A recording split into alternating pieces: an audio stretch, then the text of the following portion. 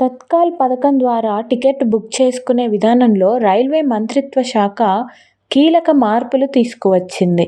July 1 నుంచి తత్కాల్ టికెట్లను book చేసుకోవాలంటే ఆధార్ ధృవీకరణ తప్పనిసరి అని స్పష్టం చేసింది. ఈ మేరకు నిన్న అన్ని రైల్వే జోన్లకు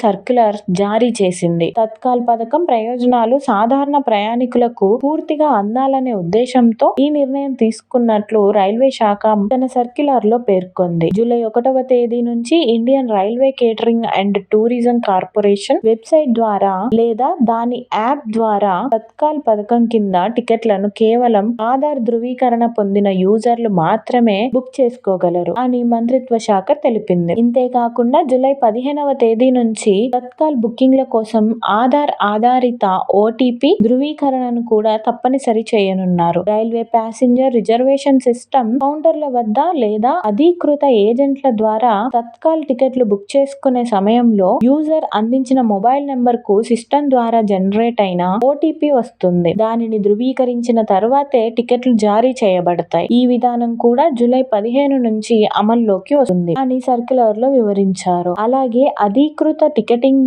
ఏజెంట్లు తత్కాల్ టికెట్ బుకింగ్ ప్రారంభమైన మొదటి 30 నిమిషాల పాటు ఓపెనింగ్ డే టికెట్లను బుక్ చేయడానికి అనుమతించారు. ప్రత్యేకించి ఎయిర్ కండిషన్డ్ క్లాసులకు ఉదయం 10 గంటల నుంచి 10 గంటల 30 నిమిషాల వరకు, నాన్ ఏసీ క్లాసులకు ఉదయం 11 గంటల నుంచి 11 గంటల 30 నిమిషాల వరకు వారు తత్కాల్ టికెట్లను బుక్ చేయకుండా పరిమితులు విధించారు. ఈ మార్పులకు అనుగుణంగా సిస్టమ్లో అవసరమైన సవరణలు చేయాలని centre for railway information system ఐఆర్సీటీసీలను రైల్వే మంత్రిత్వ శాఖ ఆదేశించింది. ఈ మార్పుల గురించి అన్ని జోనల్ రైల్వేలకు తెలియజేయాలని కూడా సూచించింది. ప్రజలకు కొత్త నిబంధనలపై విస్తృతంగా ప్రచారం కల్పించి వారికి అవగాహన కల్పిస్తామని కూడా సర్క్యులర్లో హామీ ఇచ్చారు.